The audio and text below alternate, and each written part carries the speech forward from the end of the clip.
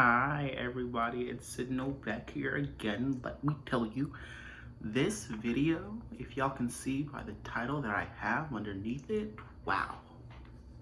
One in the making. I literally am so excited for this video, like y'all have no idea. I've literally done so much research.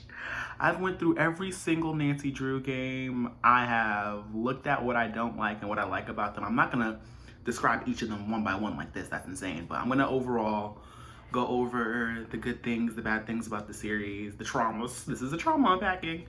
And just my overall thoughts about the entire Nancy Drew industrial complex. Before I get into this, my name is Sihdno, you know what I'm saying? I'm a tarot card reader. I am, but I'm not taking personal readings or anything right now, so don't ask me. Period. But I used to be a tarot channel. Now, this is a channel where I do reviews. I also speak on other things, you know what I'm saying? Rant videos, one-offers, you feel me? It's very much just giving over here. It's just we're doing generous things over here for the peoples, you know? We're doing what we can. If you're coming back, then you already know what's going on. You have a good understanding of the root to doom of the situation. Come and get you another slice, you feel me? So, without further ado, let's get started. So, Nancy Drew, more specifically Her Interactive, which is the company that develops the game, that has been developing the game since August of 2010, with their first game being Secrets Can Kill, and the most recent game being Midnight in Salem, that was released in December of 2019. So Nancy Drew, if y'all never played that game, let me get into the root attitude of it, because if y'all never played this, I highly suggest you play at least one Nancy Drew game. There's 33 of, actually there's about 35 of them.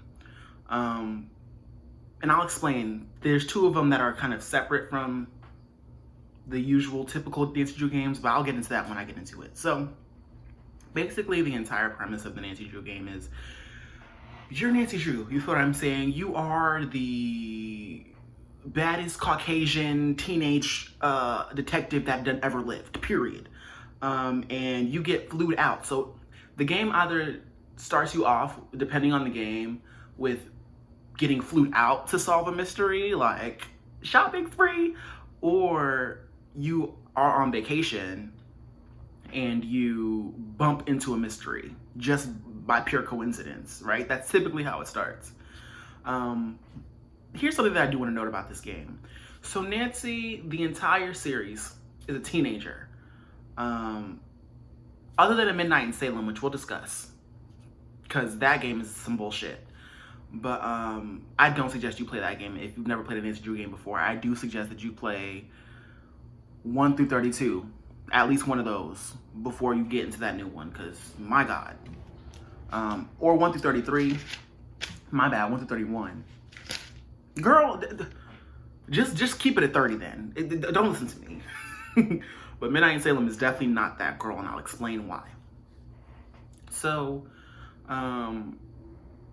it starts off that way. Okay, so the whole time you were playing as Nancy Drew, you're in high school, right? You're a high school girl. She's getting flued out, going on expensive trips, getting all expenses is paid for. But for some reason, she'll never be at school. They don't ever talk about her being homeschooled. They don't ever talk about her doing homework. None of that shit. So it's like, okay, I guess that's the life for her. You know, we all just to assume that this is happening.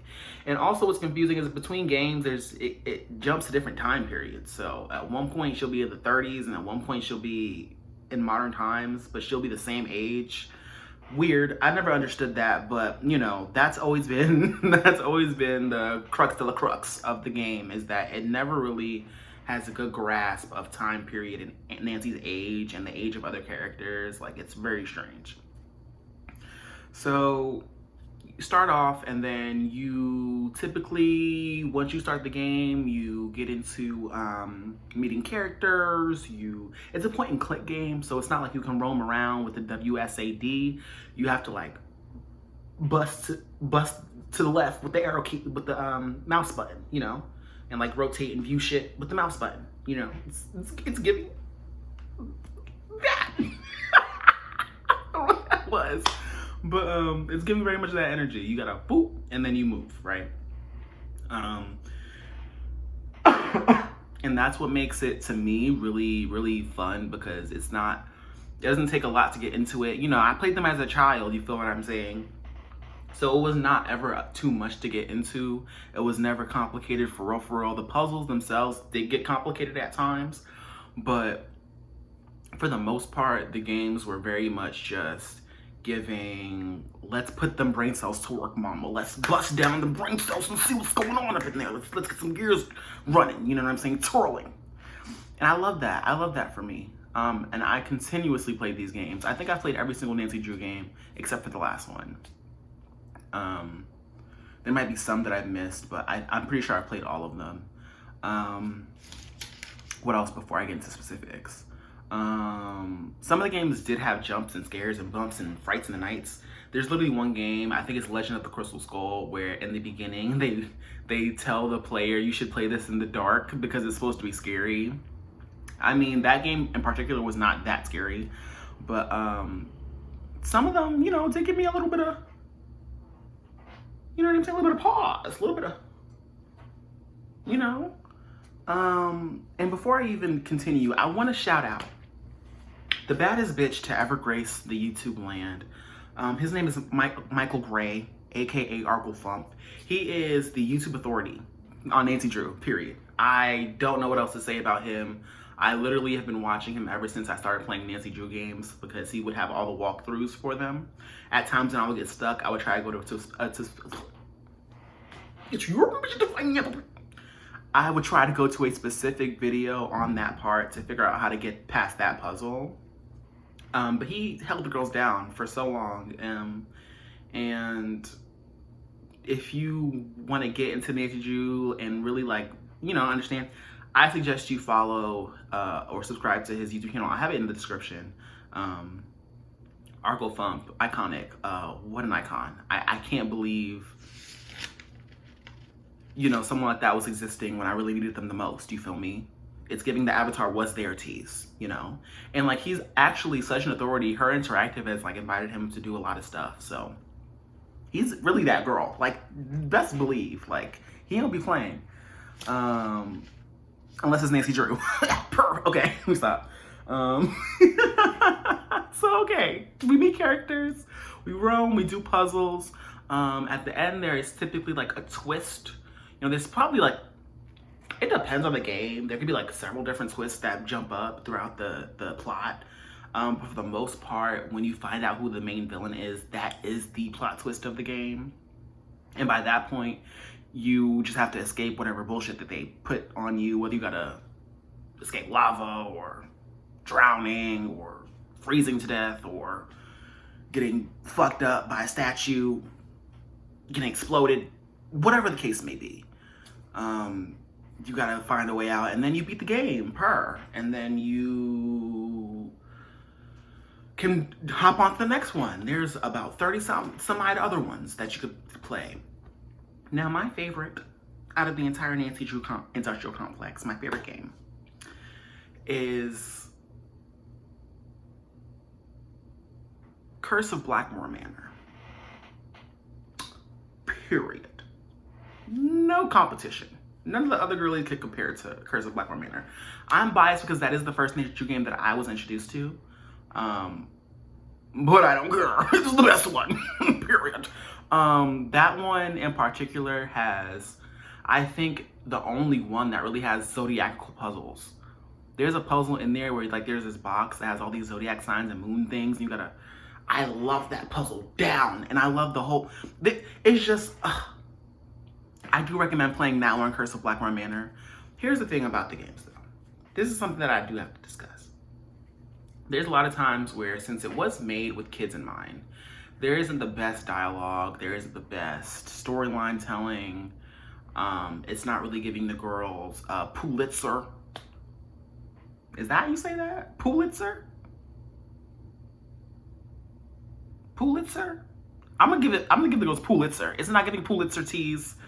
So beware of that. There is some strange shit. And then also with like the animation, since, okay, this is something that you have to discuss as well. The animation would be looking very funky, very fucked up at times. I want to say they didn't really get their animation down ever. I'm sorry. I'm sorry, Her Interactive. I'm sorry. But I don't think y'all ever figured out how to animate properly. And no shade. I feel like I never came to those games thinking I was going to get the fucking top tier, god tier animation quality. I never thought that. So when I'm playing those games, I don't really care that the way they're moving is terrifying. Especially in Midnight in Salem. Because they included Unity, which is like a whole new program that they never used before, and they just fucked up completely. But my god, like the animation is not it. These games again were made in the early 2010s for PC, and it's point and click, and it's a small company. It's not really giving, you know, top of the line down boots, you feel me? But the puzzles and the just the overall mechanics of the game really do make up for all that bullshit. But here's something that it can never make up for. So as I was doing my research, it turns out you're a whore, just kidding. It turns out that, because I knew this from jump, right? There's barely any black people in these games. Over the 35 games that I researched, guess how many black people there were? Yep, 13, bitch. 13 whole black people. And for people of color, there were about the same, I think 13. Let me actually check on my notes real quick.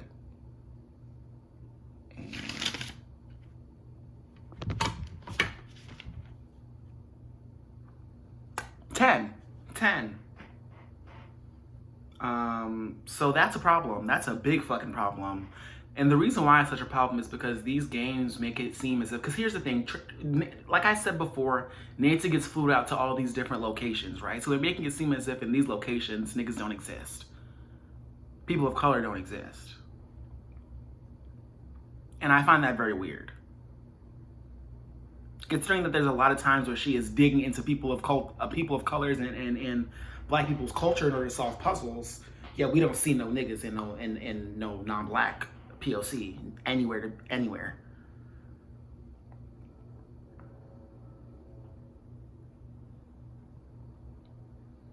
And these are the characters that you're able to interact with. I didn't put in the background, like if they had like the girlies on the street. I didn't do that because you can't interact with them. There's no point in me saying that. But out of all the characters you can interact with in a Nancy Drew game, so think about it like this. There's about a good 4 or 5 characters you can interact with in a Nancy Drew game, give or take, right?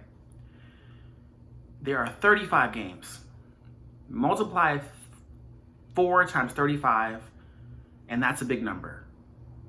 Whatever number that is, fraction that with 13, and you'll see just how fucked up that ratio is. It doesn't make any sense, and Her Interactive needs to do much fucking better. Extremely better with the way that they incorporate black people and non-black people of color into their games. Because I'm actually sick. We already played as a white woman. Well, white girl. In Midnight in Salem, it's a white woman because they give her, she's in her early 20s. For whatever reason, they bump up her age. Who asked for that? But now I have to be surrounded by other people that look nothing like me, and I have to solve these mysteries as if like, ooh, bitches. I'm like, no. I can never get into being Nancy, for real. Because I just, and that's fine. If there were other like characters around that could supplement, but there really are not. It's just unfortunate, and that was part of the trauma. This is the trauma unpacking section coming up.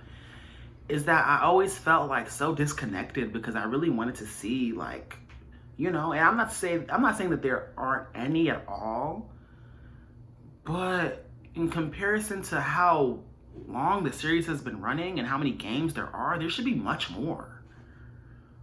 this is terrifying. This is not some shit that you should be wanting to promote in your business. With that being said, let's get into Midnight in Salem, because I do believe that there were demons involved. So I found out back in 2014 or around 2015, there was a huge culling of the company and a lot of people got fired.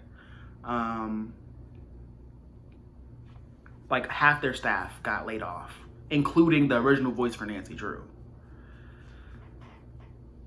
So, when I said it was released in 2010, I lied. That's the first time I played the game. These games were released back in 1998. I think the first one was released in 1998, Secrets Can Kill. But the most recent is 2019. So they've been long and strong for a minute.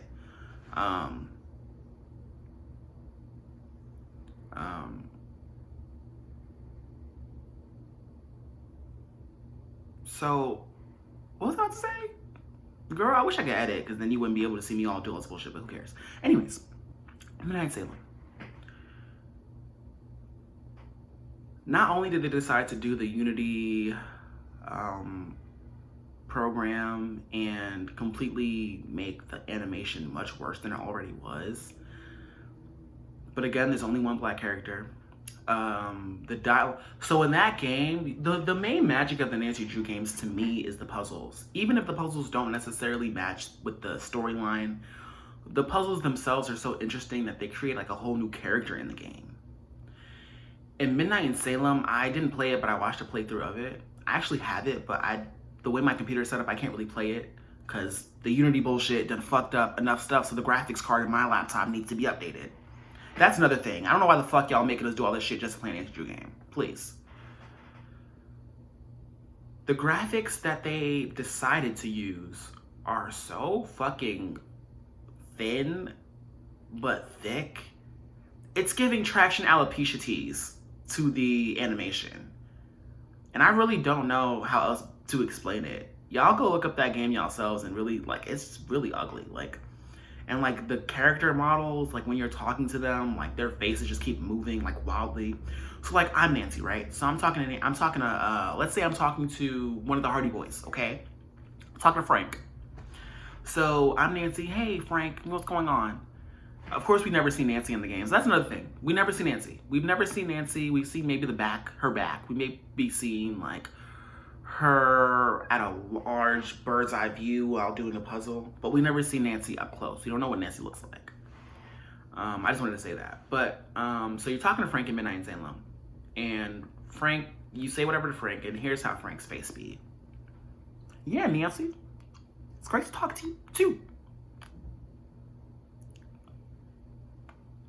It's like, I wish I was joking. I wish I were joking. This is actually how it's set up. I don't know what kind of shit they were doing with the mocap, but it was not giving. It was not giving not 1 second. Not 1 second, I tell you that. It was quite terrifying to the eye. So I really did. I took it as a sign that I wouldn't run on my computer properly because, whoa, it's shitty. And most of the game is dialogue. Is really not that many puzzles. So you just got rid of the whole core element of the game for what? And then they aged them up a couple years. They've been playing as teenagers since 1998. What is the problem now? Why'd y'all fix the shit now? It's just weird. Like, it was just weird. I don't fuck with Midnight in Salem, and I don't think anyone really should play that game until they bring it back. And I'm not saying like I don't like improvement, but like this clearly was not it. Like they really need to like step their cookies up for real.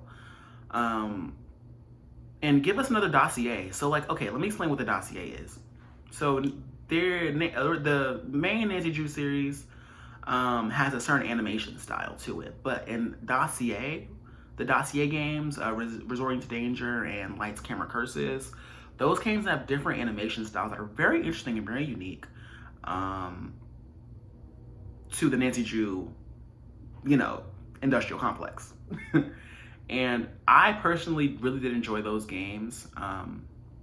just because it was like a slightly different, it like gave me a more authentic point and click adventure vibe to it. And so I really wish that they would have gone that route with their newer games, but instead they decided to give us Call of Duty graphics on a game built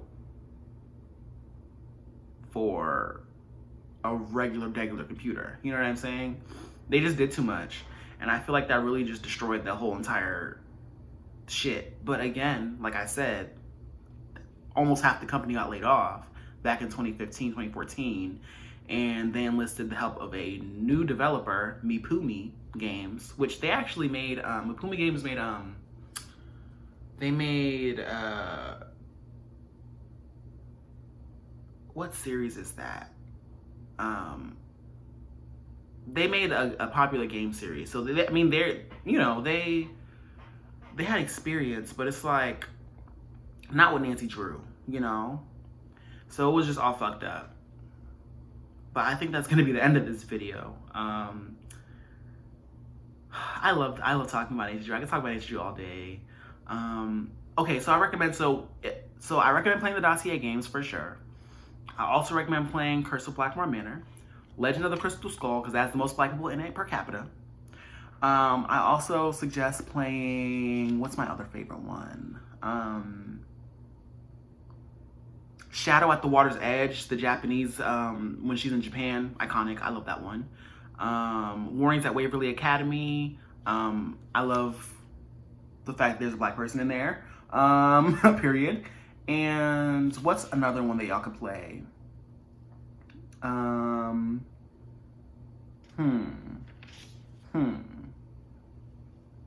gonna leave y'all on those, and I'm gonna let y'all ponder and find out on your own the Nancy Drew universe teas. You feel me? The Nancy Drew cinematic universe teas for yourself. Because honestly, like once you get into it, you'll probably never be able to stop. So you're welcome. With that being said, I probably said some fucked up things. I probably like messed up my information. And I'll try to clarify it in the next video that I do. But yeah, that's gonna be that on that. If you want to follow me on my social media, then all that information will be in the description box below, along with my music, along with the Argle Thump YouTube channel. I'll be linking that down below as well. Shout out to my good sis. Also, there was another video that I watched in help to prepare for this video. I'm gonna put that video down below too. It explains what happened with the company. And that was by a YouTuber named Violet Cypher. So shout out to her as well. Cause that video, iconic, love her. She only has 2 videos on her channel right now, which is, we need more content, but you know, I just got called out for not posting, so I'm gonna shut my ass up. I'm gonna shut up. But get into those, I'll put that in the description box as well. And as always, be forever walking in that light, sweetheart. And I'll see you when I see you, purr.